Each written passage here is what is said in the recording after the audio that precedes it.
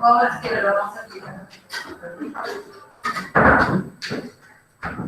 Então, pessoal, vocês já podem começar a assinar na chamada, no chat ali, que o nome, a matrícula, registro de residência, tratado, que eu já comecei a gravar.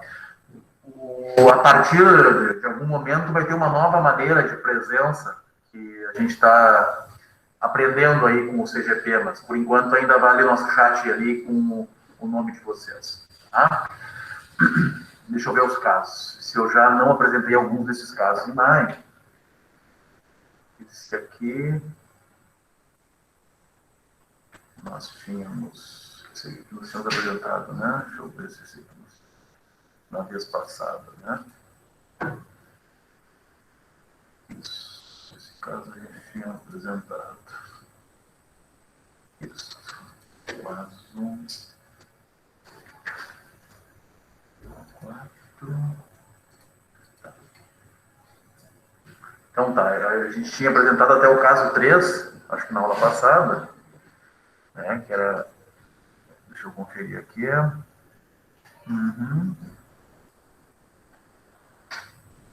Isso.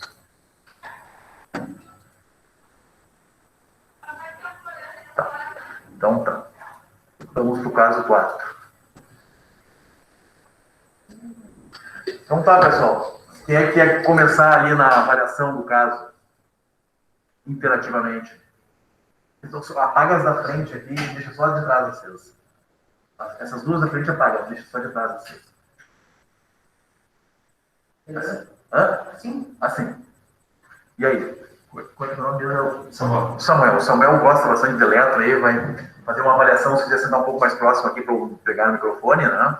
Então, uma paciente feminina de 87 anos, com cardiopatia isquêmica, hipertensão e diabetes, que vem com uma dor torácica típica na emergência.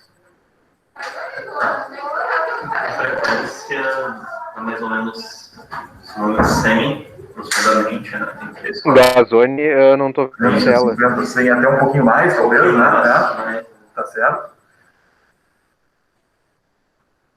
Ritmo, eu não tô, me parece sinusal, mas... Sinusal? Gazone? É que eu não tô vendo direito ali, D1, D2, mas a BR me parece como negativo, mas... A gente avaliando esse traçado, a primeira coisa a gente vê que está um pouco taquicárdico, né? Com menos de 3 quadradinhos, né? 3 quadradões, né? Um pouco mais de 100 de frequência. E a próxima pergunta é para a gente ver o ritmo, né? Então a gente pode fazer 2 perguntas aqui. Se o ritmo é regular ou irregular e se tem ou não tem onda P. Tu acha que esse ritmo está regular ou irregular? Me parece regular.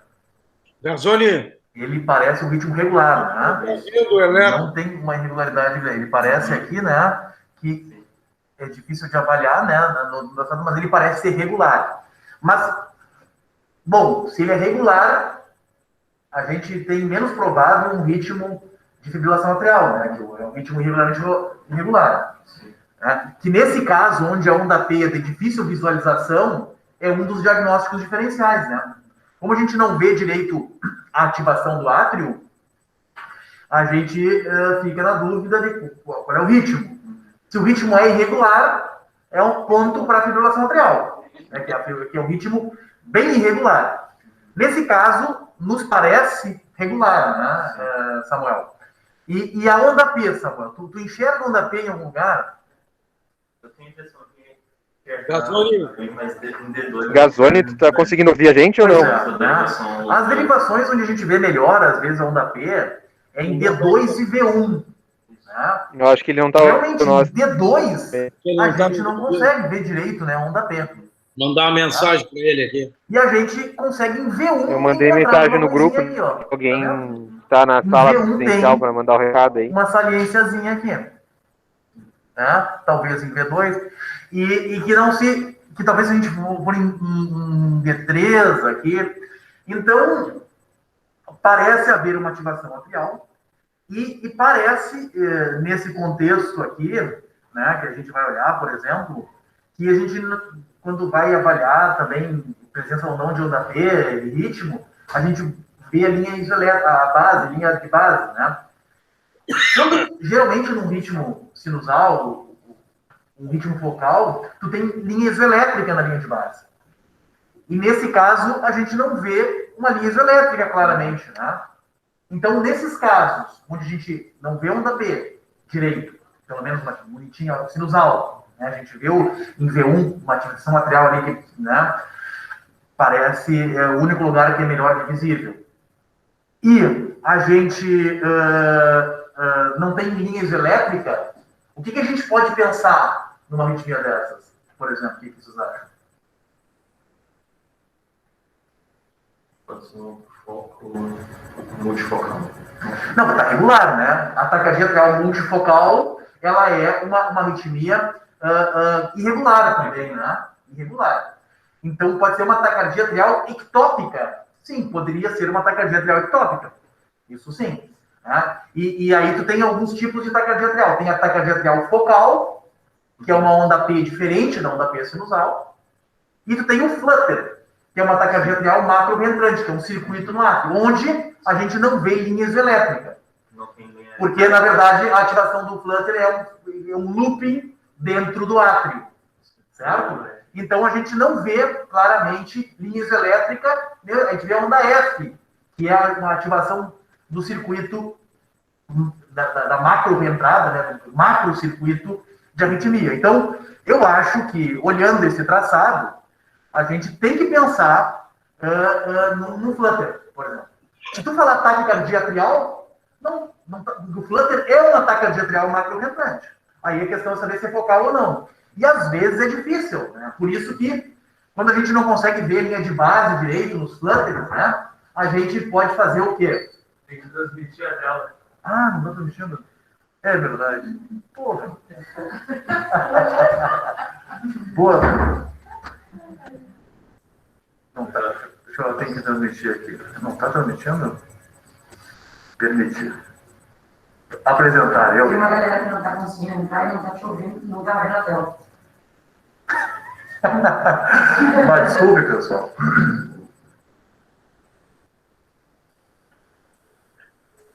Podia ter me interrompido. Então, tá, vocês estavam, alguns estavam no exercício de imaginação, então, dos traçados, tá?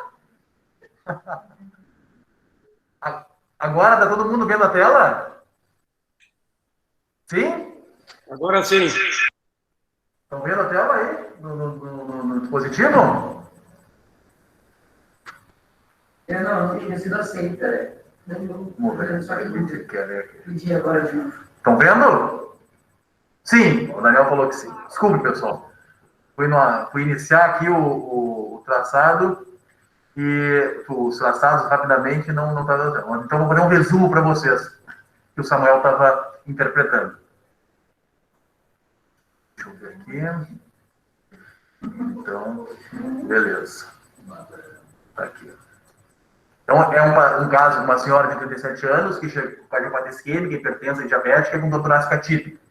Então, o Samuel detectou que a presença de um ritmo taquicárdico, né, um pouquinho acima de 100 batimentos por minuto, né, a gente pode ver que o intervalo RR é menor do que 3 quadradões, mas é um pouquinho menor, né, então acaba sendo 300, 150, então fica entre 150 e 100 batimentos por minuto. Nos pareceu um ritmo regular, né, e o que falaria menos a favor de fibrilação atrial. E a gente encontrou alguma atividade atrial em V1 aqui. E não encontramos linha isoelétrica, né? Então, quando a gente pensa que não encontramos uma onda P sinusal e o ritmo não está irregular, a gente tem que pensar em flutter, né? Ou uma taquicardia atrial. A taquicardia atrial pode ser focal, pode ser uma onda P diferente da sinusal, ou pode ser uma macro-reentrante, que é o flutter. Então, se tu disser taquicardia atrial, tu está acertando, né? No caso, quando tu não tem linha de base isoelétrica e tem as ondas F, né, que é o serrilhado aquilo é a ativação das ondas F do flutter. E quando tu tem onda P focal, a gente tem linha isoelétrica. E aí é um foco no átrio direito, por exemplo, o átrio esquerdo.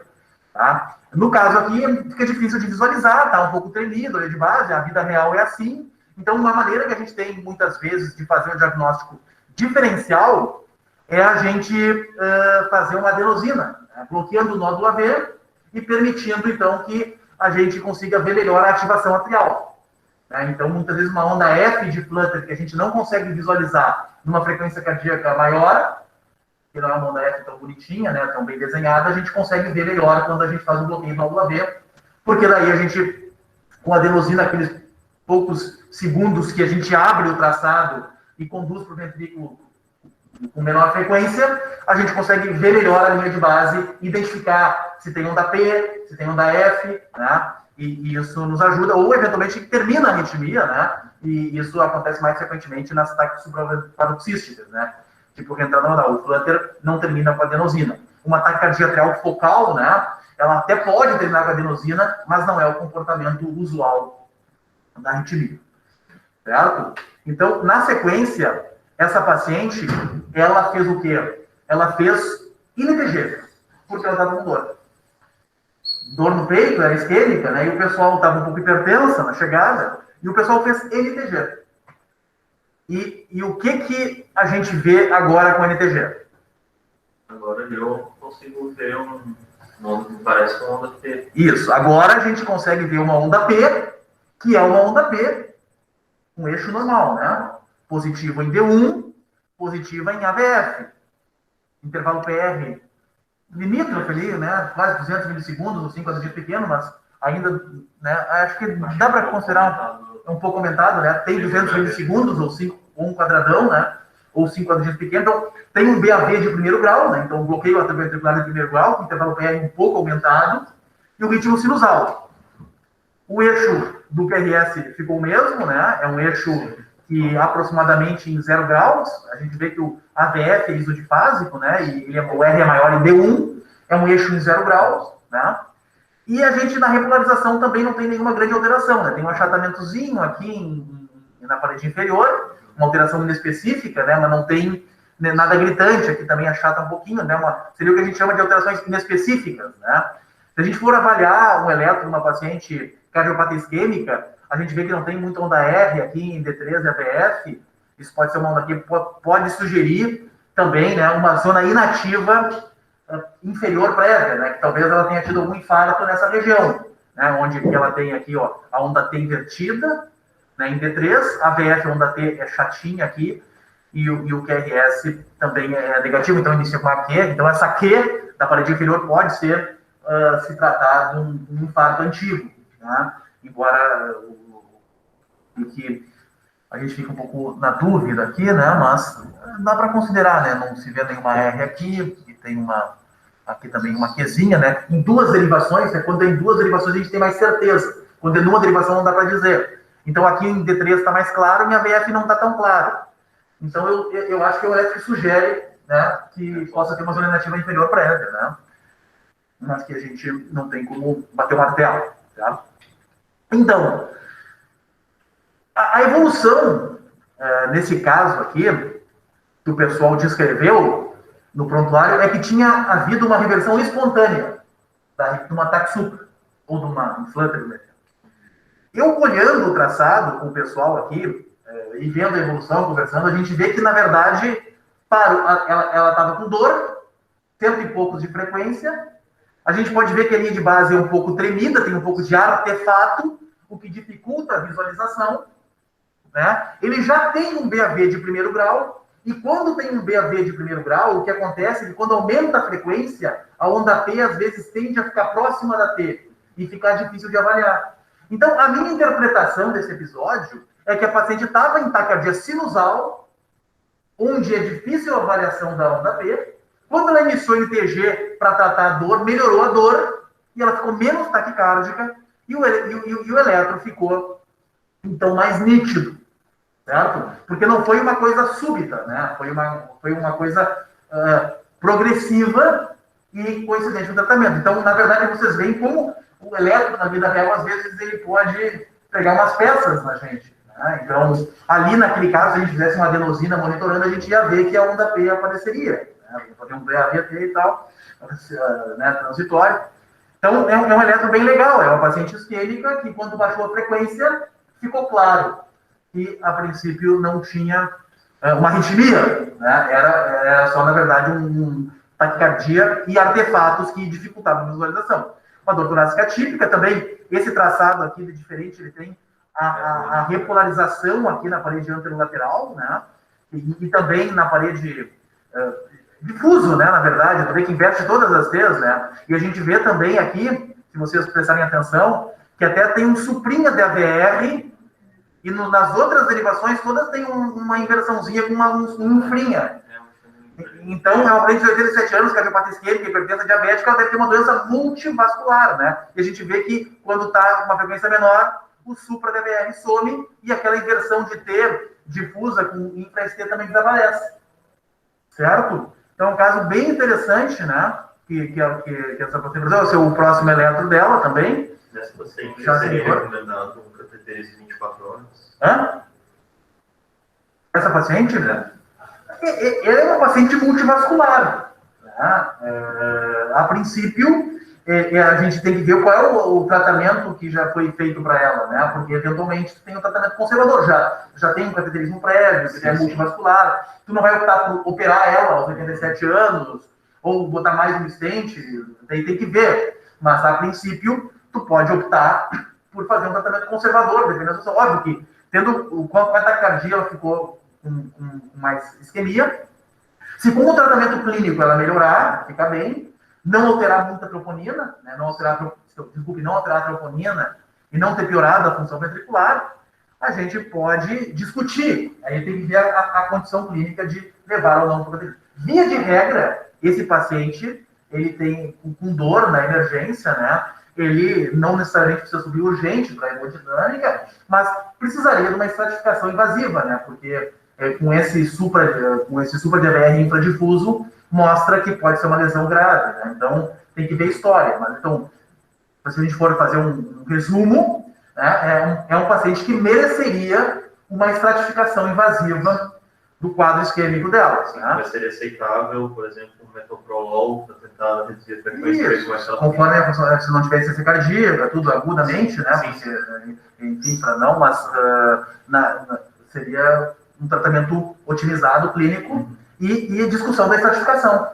dessa paciente, né, que é uma paciente bem comum de ver. Tinha um eletro de 2019, né, que já tinha muito parecido com o eletro de agora, né? Então, a princípio, pelo que eu lembro desse caso, ela já era uma paciente isquêmica de outro lugar, aí e foi optado por não mexer nela. Ela melhorou com tratamento clínico, tinha uma infecção urinária também, se não me engano, nesse contexto, e se optou por manter se a pressão de ejeção era boa, né? E ficou assim, já faz uns dias que ela teve aqui. Não sei se alguém quer comentar alguma coisa. Alguém está na linha sobre o caso?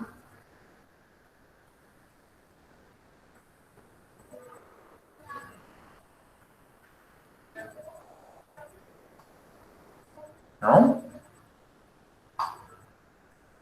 Beleza. Então vamos para o segundo caso. Lembrem aí, pessoal, de assinar a chamada aí no chat, né, com os registros. Matrícula e registro.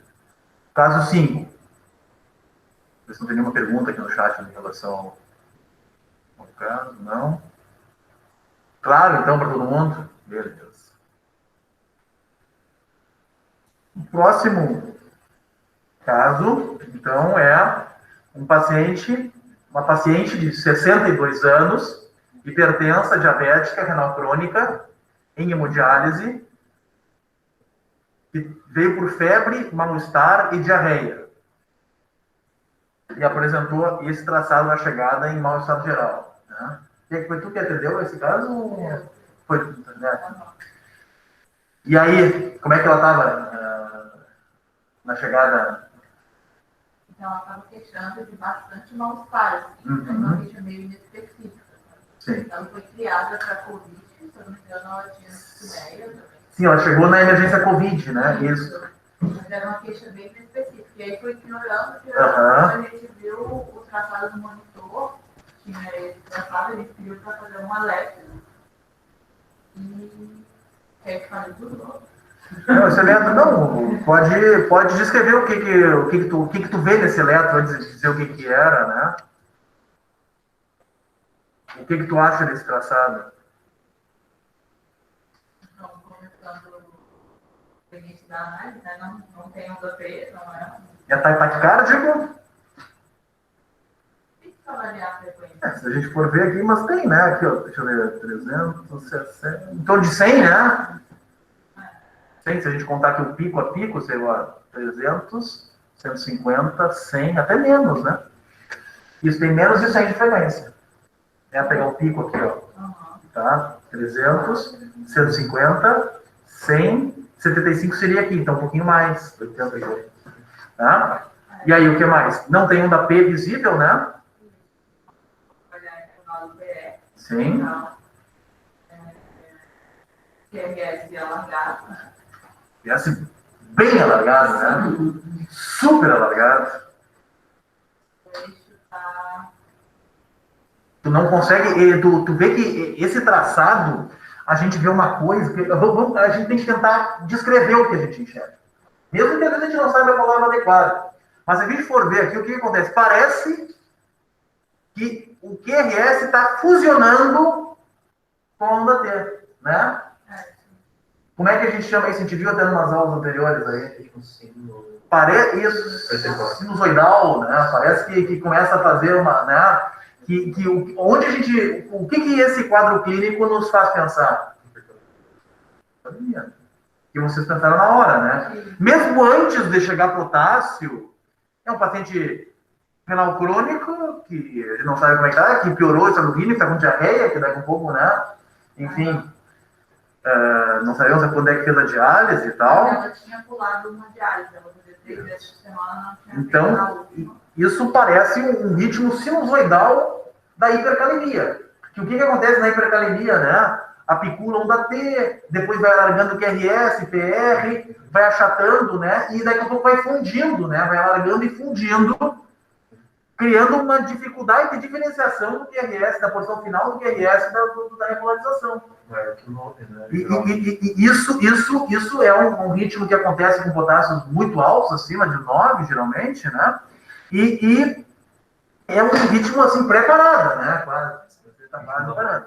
E aí o pessoal, né, fez ali, a gente já vê aqui, a gente não tem o traçado após, porque, enfim, aqueles pacientes do Covid acabam não fazendo e tal, mas a gente tem que, quando foi feito o gluconato, que é a medida para estabilizar a membrana, né, que é a primeira medida, e depois também a gente vai corrigir o potássio, mas já vê que o QRS já estreita, né, e já começa a dar para ver uma diferenciação quase aqui, né, então, não tem problema, mas depois estreitou bem o QRS, né, pelo monitor aqui, vocês viram ela tá aqui, tá? Não, foi tudo muito rápido, a gente viu o monitor, não tinha chegado o potássio ainda, já fizemos a diálise, ela foi, fez gluconato gluconato e bicarbonato, né? O bicarbonato também acaba tamponando, né, o potássio e tem uma ação rápida assim contra o potássio, mas a gente precisa estabilizar a membrana com gluconato. E com insulina também, né? Pode ser feito para botar o potássio para dentro da célula. 9,5 potássio, né? Tu vê. Certo, pessoal? Alguma dúvida, alguma pergunta em relação a esse caso? Bem legal o traçado, né? Que a gente consegue avaliar. Tu vê que são muito ricos os traçados que a gente vê aqui na emergência, né? Até essa semana ninguém me mandou nenhum traçado. Não aconteceu nada de bom na emergência essa semana, né? Tem que me mandar, galera. Então, algum comentário, alguma pergunta? Não sei se o Nário está assistindo também. O Daniel, o Solimã e o Pablo estavam com problemas hoje de conseguir estar em dia, tá? Mas então vamos seguindo. Estamos por aqui. O Nazi está sem som, Nazi, a gente não está ouvindo. Não está me ouvindo? Deixa eu ver aqui. Ah, não, sou eu. Melhorou? Deixa eu ver aqui. Agora. Esse eletro aí é aquele tá ouvindo aqui, né? Dá um desespero. Ah, será que eles estão aqui? A gente não está te ouvindo aqui, não sei se é um problema nosso. Mas aqui está. O som está certo aqui. Está nas alto-falantes? Está me ouvindo? Deixa eu só ver se está conectado. Esse é o eletro que dá um desespero. Tá? Está me ouvindo? Tira um pouquinho agora, vamos ver se sai o som aqui. Pode tirar. Agora estamos te ouvindo, pode falar, Nazi. A gente estava com problema no som aqui. Não, esse é um eletro dá um desespero, ele é uma urgência, né? Com aquela aberrância toda ali, o QRS super alargado, é um cara que está, uma pessoa que está parando, né, praticamente. Isso aí. É isso aí. Chegou mal, e assim como o potássio de 9,5 estava quase parando, rapidamente reverteu também ali com o gluconato e bicarbonato. Depois corrigido, mas é difícil a gente pegar aquela fase no traçado de eletro, né? Foi bem bonito. Seguiu na fase final aí de hipercalemia, né? Com já o QRS totalmente alargado, T fusionado, tudo e preparado. O ritmo sinusoidal da hipercalemia, né? Beleza. Então vamos para o caso 6. Esse é um caso legal, acho que o Daniel que atendeu ela, o Pedrolo, né? Em algum lugar aí, tá ouvindo, Pedrolo? Tô ouvindo. E aí essa paciente de 20 anos chegou com depressão sensória, encontrada caída numa festa, né, Daniel? Tinha alguma coisa a mais? Isso, não, a história é essa aí mesmo, talvez com suspeita de ingesta de alguma substância psicoativa, né? Mas a história era basicamente essa, trazida pelos amigos, largados na porta da emergência, dizendo que ela estava passando mal. Passando mal. Então, uma depressão sensória importante. Quem gostaria? Ela chegou a ser entubada ou não? Não. Não chegou. Alguém quer interpretar esse traçado aqui? Kelly? Vamos lá então, Kelly. Como é que tu tá achando aí? Vamos seguir a nossa sequência. Qual é a frequência cardíaca?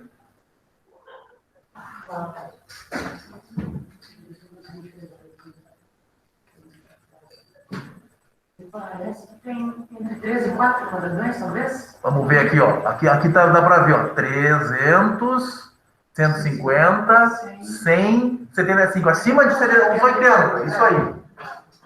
E aí? O ritmo parece irregular, né? E tem onda P?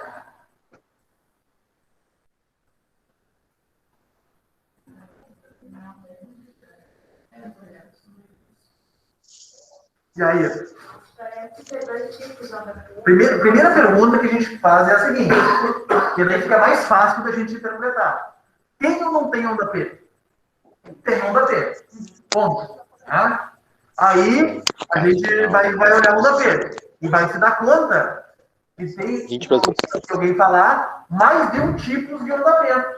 Certo? Então, a gente tem aqui, pega, por exemplo, em D1, tem uma onda P positiva pontiaguda, tem uma onda P bifásica, mas com um componente positivo maior, tem uma onda P negativa, tem uma onda P positiva e menorzinha.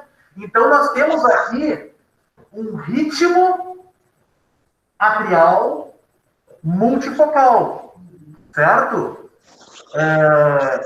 E a gente vê uma coisa interessante, que eu ouvi outra coisa aqui falando ali, de dissociação, né? Então, parece estar dissociado mesmo. A gente vê que a frequência das ondas P's, embora as ondas P's aqui sejam irregulares, a frequência das P's, elas estão dissociadas. Então, essas ondas P's, a gente não sabe se elas estão conduzindo. Essa aqui não conduziu. Agora, essa aqui não conduziu. Agora, essa outra aqui parece que conduz. Às vezes é uma coincidência. Essa onda P está dentro da T. Será que ela conduziu ou não, né? Mas, a princípio, umas estão dentro do QRS. Olha aqui, essa aqui alarga um pouco o QRS. Então, tem um ritmo atrial migratório, né? Porque não é uma taquicardia atrial multifocal, é um ritmo atrial multifocal, dissociado de um escape juncional, acelerado. Porque o ritmo juncional, se vocês lembram da aula do Pablo, ele é um automatismo das células da junção, elas variam entre 40, 50, até 60 batimentos por minuto, geralmente, na junção, no escape juncional. Nesse caso, a gente tem um ritmo juncional, independente das ondas P's, que está em 80 quase. Então, essa paciente ela está com uma arritmia atrial, com uma frequência menor do que talvez aquilo que ela precisasse de débito. Então, o ritmo de suplência acaba sendo um ritmo juncional. Né? Então é um eletro bem difícil, mas é lindo. Eu falei para o Daniel, vá aqui. Esse eletro é dificílimo, raríssimo. Né? É um ritmo atrial migratório dissociado do ritmo funcional. É difícil dizer isso, não é um BAVT, né? Na verdade, a princípio, se a gente for conceitualmente dizer que tem menos ondas P, que na verdade no BAVT tem mais ondas P que QRS. Aqui tem mais QRS que ondas P. Então, é porque a frequência das ondas P não está adequada. Então, esse paciente poderia ou estar num ritmo atrial multifocal, ou uma taquicardia atrial multifocal, né, que é um ritmo irregular, porque são várias P's de morfologias diferentes. Então, cada uma dessas P's de morfologias diferentes, umas negativas, umas positivas, umas bifásicas, vem de uma região do átrio. Só que está bradicárdico. E ela está precisando de mais ritmo. Então, na verdade, assume um marcapasso que está com frequência maior no momento. Como ela está com uma intoxicação que está deprimindo o átrio dela, está suprimindo a resposta sinusal e está com uma resposta atrial multifocal inadequada, ela acaba tendo um ritmo de suplência. Então, a gente diz que isso é uma... Se a gente considerar que tem mais ou menos uma onda P aqui, uma onda P para cada QRS, a gente isso poderia também ser uma disfunção isorrítmica, que na verdade é o mesmo número de pessoas dissociadas, só que aqui a gente vê que a onda P tem uma frequência menor. Então, na verdade, é um ritmo dissociado, e o escape de comando é um escape juncional, né? Um escape ainda estreitinho, QRS, né? Mas é um traçado que não tem correção nada, o escape é juncional, e que está sendo adequado para ela manter o débito nesse momento. O BAVT seria uma braquiarritmia, né? No caso, seria abaixo de 60. O BAVT, conceitualmente, é uma situação na qual tu perde a conexão, né? Tu perde a associação e a condução do átrio para o ventrículo. Então, o que acontece? Tu tem mais ondas P do que QRS, porque as ondas P não conduzem, o átrio é brigado com o ventrículo. Então, não há condução, certo? Nesse caso, eu não sei se não há condução, ou se, porque, na verdade, as ondas P, elas estão deprimidas e assumem um marcapasso com automatismo maior. Então, provavelmente, nesse caso, a dissociação é porque o ritmo de suplência é mais rápido. Entendeu? Então, eu não tenho como dizer com certeza que está bloqueado, mas está dissociado. Entendeu? É difícil o conceito, né? Não está tão errado dizer que está bloqueado, mas, assim, o correto aqui é que a gente tem uma intoxicação, né? Com um ritmo atrial migratório dissociado de um escape juncional acelerado, né? Um ritmo juncional acelerado. E, normalmente, os escapes no bloqueio AV total, geralmente são escapes juncionais na frequência da junção, que é 40 a 60, né? E não 80. Entendeu? O que acharam do eletro, Nazi? O que tu achou desse eletro? Já viu esse? Achei muito interessante, até porque o escape, ele praticamente não tem nenhuma aberrância de nada, e chama atenção, assim, 20 anos, provavelmente é droga isso aqui, né? Mas a intoxicação por alguma coisa, mas a doença basicamente é no AV aí, né? Na verdade, aqui, Nazi, eu acho que ela deprimiu a função sinusal dela e o ritmo de suplência atrial migratório não foi capaz de manter débito e as células juncionais assumiram o escape. Então, é um escape juncional, porque, na verdade, a gente não tem uma resposta atrial adequada, provavelmente, né?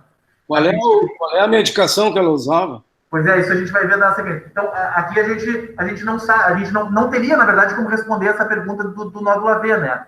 Ele está dissociado porque o ventrículo está mais rápido, então ele acaba sendo mais rápido que o átrio bate no nódulo AV refratário e não conduz. Mas para saber se ele mesmo nódulo AV, teria que ser em outra situação aqui, né? Até com o Victor. Mas aí, Daniel, o que aconteceu? Aquela conduta de quando tu não sabe o que fazer, não faz nada, se esperou ela acordar, ela acordou, e o eletro, acho que tu vai mostrar aí na sequência, né? Ela negava completamente o uso de qualquer droga a não ser álcool, né? Só beberam muito, Então, destilado aí, alguma coisa dessa. Então, mas ela negou o tempo inteiro qualquer uso de alguma substância diferente de álcool. Então a gente já chegou à conclusão que muitos de nós já devem ter feito esse ritmo, né? Esse foi o nosso comentário, né? Entendeu? Se ela só ingeriu álcool, né? E aí, esse é o eletro pós, né? Um eletro com ritmo sinusal, né? E normal, né? A princípio tem uma regularizaçãozinha, um pouquinho com alterações inespecíficas, né? Um pouco achatada, onda T, mas de uma maneira geral tem onda P sinusal, o intervalo PR é um intervalo PR que tem entre 120 e 200 milissegundos, né? Eixo normal, regularização um pouquinho alterada, né? Um padrão de distúrbio de condução pelo ramo direito, assim, incompleto, né? Que seria um distúrbio de condução pelo ramo direito, né? Com uma Rzinha aqui em V1, né? Mas é isso aí. Algum comentário? Então ela estava intoxicada, é isso, Daniel? O álcool? Era um etilismo agudo? Não, tinha tomado um tragão aí com as amigas, não muito amiga, porque largaram da emergência e foram embora.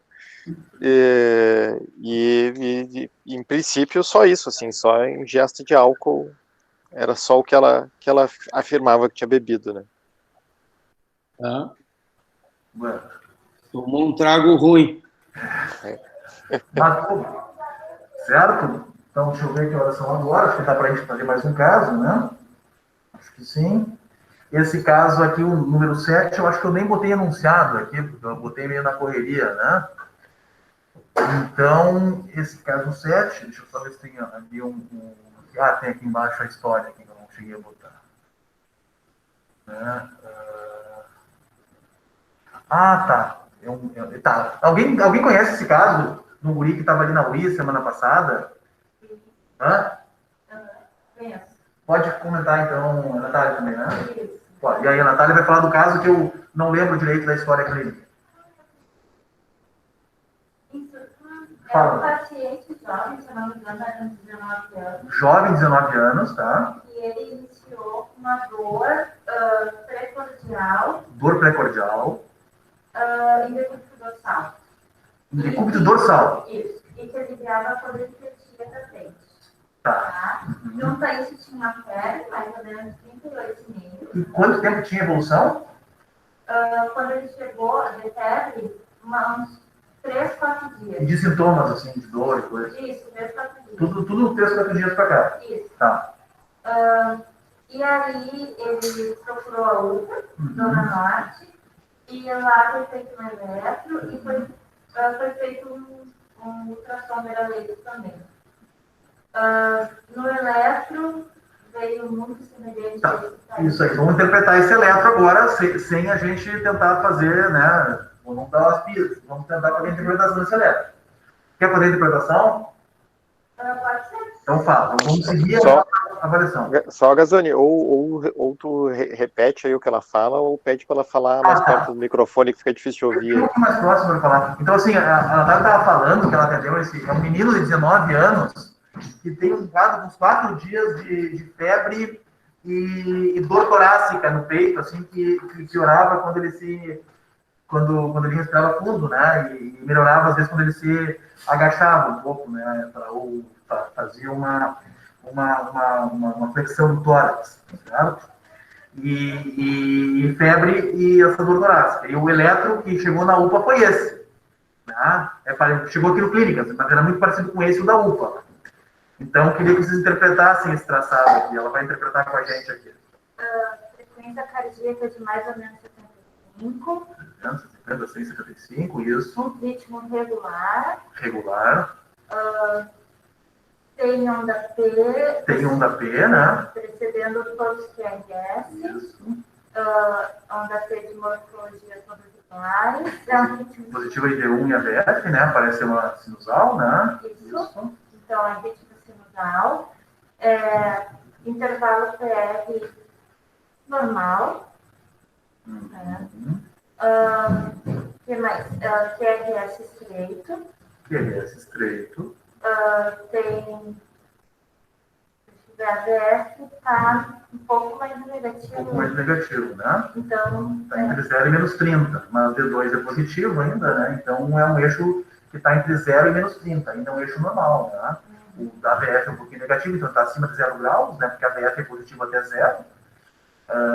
Né? E como o componente negativo é um pouquinho maior em AVF, quer dizer que está acima de 0 graus, né? Então é um eixo entre 0 e menos 30, certo? Mas está normal ainda. Tá? Dentro do intervalo PEG de novo, você percebe o infra. O infra de PR. V5, V6, D2, D1 Sim. e AVR. E em AVR, tu tem daí um supra de PR, né? Tem um supra de PR. Isso. Tá. E a regularização? A regularização tem um supra, primeiro tem um infra em V1 e tem um infra em AVR. Tá. E tem um supra em D2, D3, D4, D5, D6, D1, D2. AVR. AVF também. Também tem um pouquinho. E D2 e D3 não. Então, a princípio, como é que tu caracterizaria? O que tu diria? Então, tem um ritmo sinusal. E o que mais? Um ritmo sinusal com um supradifuso. Um supradifuso, né? E infra de PR. Difuso também, né? E o infra em AVR. Isso. O infra da regularização, né? Então, a princípio, qual é o diagnóstico que tu pensa nesse caso aqui? Diagnóstico, eu penso em pericardite. Então, assim, a gente tem alguns achados nesse traçado aqui, muito sugestivos de pericardite, que é o infra de PR, que é o supra de PR em AVR, né? E tem esse supradifuso, que é uma alteração da pericardite. Agora, se a gente for analisar esse traçado, é um cara novo, que tem uma história e uma clínica bem clássica de pericardite, né? Inclusive com melhora quando tu faz a flexão do tórax, né?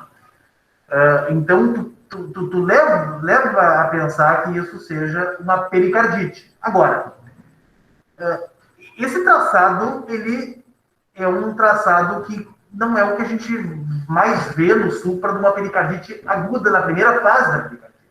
Que tem um supra com uma T pontiaguda.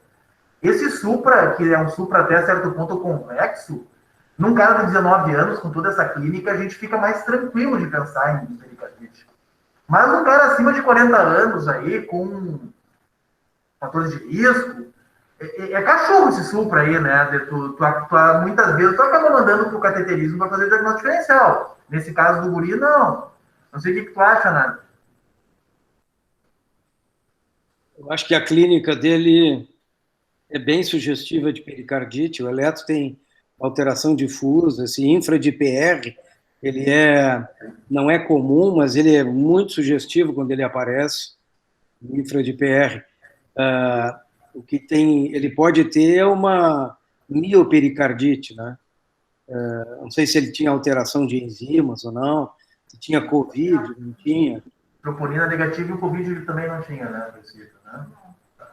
Mas é que assim, mas se é um cara de 55 anos aí, hipertenso, diabético, tu, mesmo com a clínica toda de pericardite, dá uma dúvida esse suprinha, né?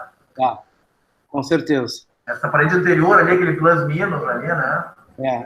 Ele chama atenção. Agora, tinha realmente, como a gente viu nos artigos anteriores, né?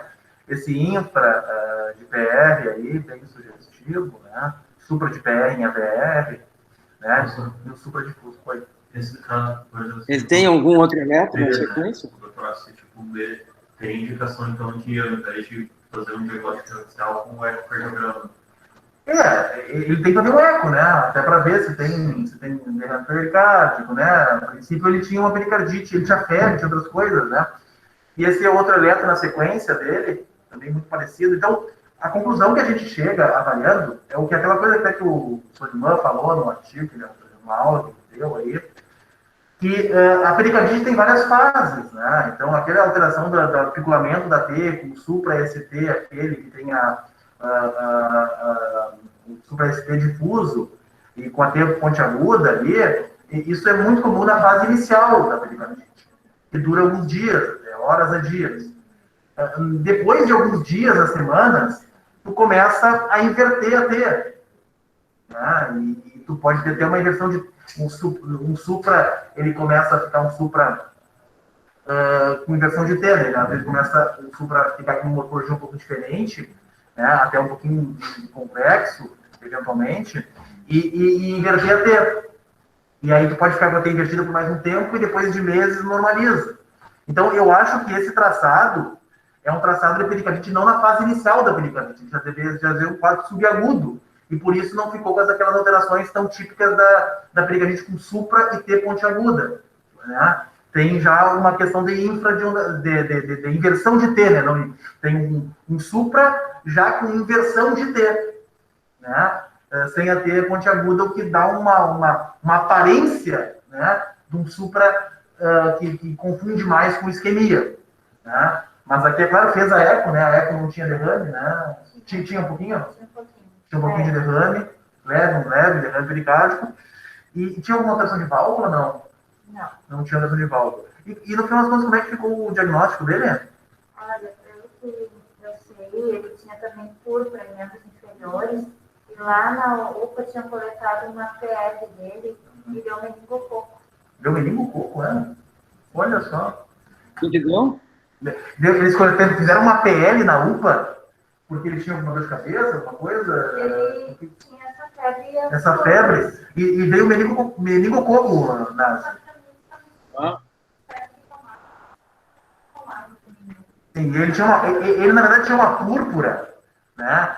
Que estava em investigação com febre, e veio esse meningococo aí, que justificaria isso agora, né? Mas daí tem até que ver a evolução dele, como é que ele já tem diagnóstico no hospital, não sabe ainda. Não sei. Não sei. Então, porque o pessoal pensou em endocardite, mas não, as válvulas estavam bem, hemocultura não tinha crescido nada, né? Deve ser uma serosite relacionada ao meningococo. Então. Isso, pode. E aí a púrpura, ele até pensava, o reumato estava na jogada, se era uma púrpura, tinha alguma coisa para Renox online, ou se era uma púrpura daqui a pouco secundária de meningococo, né? Ah. Mas aí ele está vivo, assim, a princípio, o guri. Depois a gente tem que ver, agora fiquei curioso. Né? A gente tem que pegar o prontuário dele aqui e botar no sistema para ver, para terminar a aula sem ter curiosidade aqui, né? Que é o último.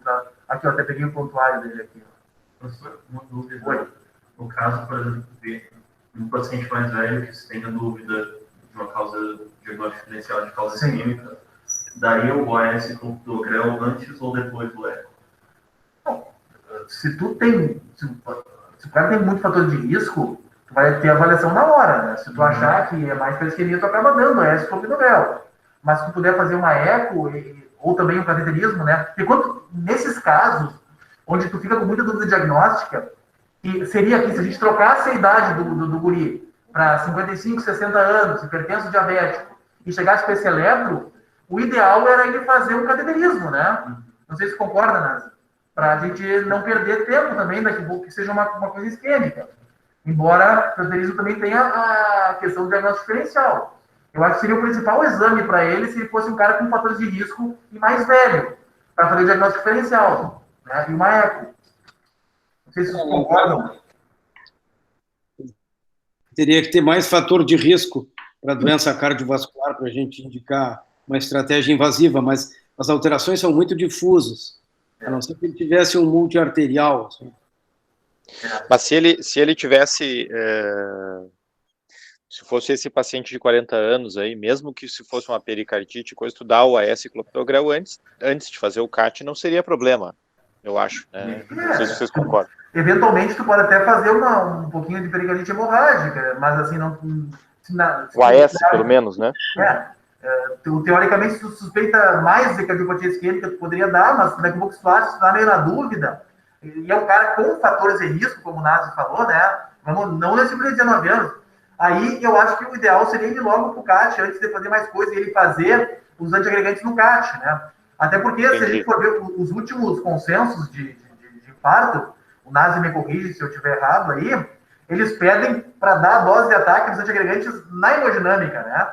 Para eles saberem lá como é que é o tipo da lesão, para ver se depois daqui a pouco vai ter que fazer cirurgia, não vai ter que fazer cirurgia, vai ter que mexer, vai ter que fazer... E eles escolherem o tipo de antiagregante, né? Então, se tu tiver um tempo... Se ele vai subir logo, óbvio, se ele não vai subir hemodinâmica, tu tem que dar os antiagregantes logo. Mas se ele está subindo, né, Nazi, o ideal seria ser decidido pelo hemodinamicista e o cardioclínico que estão ali na hora, né? Tu pode completar a dupla antiagregação na sala. Na sala. Até a heparina também, a mesma coisa. Fica muito a critério do hemodinamicista. Então, assim, eu acho que é isso aí. Se a gente trocar um guri, fica mais claro, mas esses casos são sempre desafiadores na emergência, né? Porque se esse cara chega às 3 da manhã com dor e tem 60 anos, tu fica na mão. Será que aquele cara vai ficar olhando, vai tentar fazer? Tu não tem a eco de alguém que saiba fazer uma eco para ver disfunção segmentar bem na hora. A troponina não alterou ainda e tu não vai esperar. É um caso difícil. Eu já peguei alguma que depois a gente olhando fica até claro que era pericardite. Mas na hora o cara com dor, aquela coisa, fica difícil, né? Não é tão simples assim. Pode ser um infarto transmural, né? Então vamos ver aqui o que aconteceu com o Marcelo. Está internado na medicina interna. Então, pessoal, quem não assinou a chamada já vai assinando ali. E eu vou abrindo aqui para a gente saber o que aconteceu com ele aqui. Vamos ver.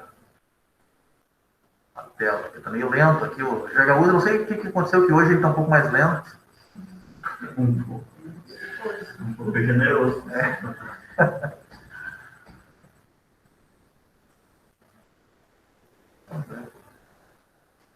Olha, 19/5 atual, meningococcemia, dor torácica com piora, a inspiração e a inflexão, posterior aparecimento de febre, dor articular em grandes articulações, pulso, tornozelo, joelhos e petequias. Atendido na UPA Zona Norte, encaminhado a HCFA com submetente de bronquite aguda, relato de ter recebido certificação em campo. Crescimento posterior em hemocultura da UPA de meningococo, hemocultura, né? Vamos ver o que mais tem aqui. Hemoculturas duas, né? Artrocentese do joelho negativo, do cóccix, também tu viu, ele fez artrite também, né? Meningococcemias sem sinais de meningite, com acometimento cardíaco, pericardite, sem sinais de insuficiência cardíaca. Estava hemodinamicamente bem perfundido, sem taquicardia, sem novos picos febris nas últimas 24 horas. Artrite de joelho à esquerda, artrite séptica com indicação de drenagem cirúrgica avaliada pela ortopedia. Tu vê, então, é um caso de meningococcemia, olha só. É interessante, né? Volta e meia aparece um caso desses aí, né? Ainda bem que teve uma evolução razoavelmente boa, né? O que tu achou, Nazir? É muito interessante só lembrar para as pessoas que agora, essa época, os meningococos têm... É a época que o meningococo aumenta, essa entrada aí do inverno. O pessoal tem que estar bem protegido, mascarado, usar luva, porque é uma das infecções que mais tem risco no paciente que chega na emergência, que é submetido à intubação, ou qualquer procedimento de ventilação. E olha só que legal, a gente abrindo o eletro dele, o último feito, a gente já vê que a pericardite já está evoluindo, né? Que o supra diminuiu, né? Do que era em relação anteriormente, né?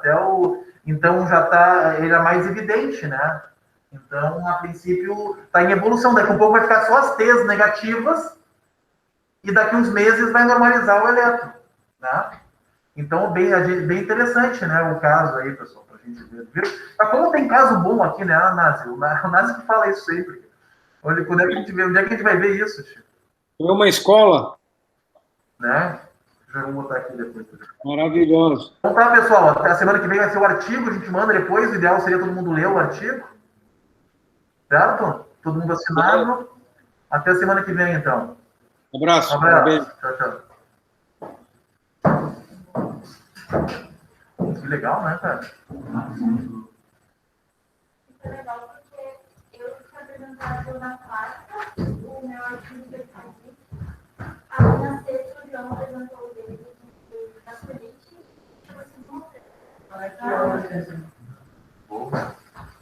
legal, né, cara?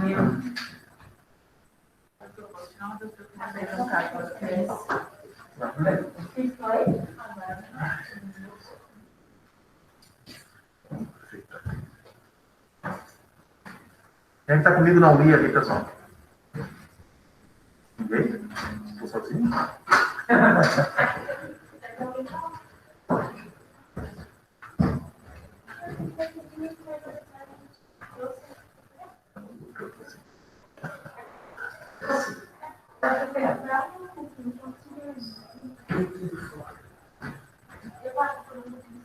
Que horas agora?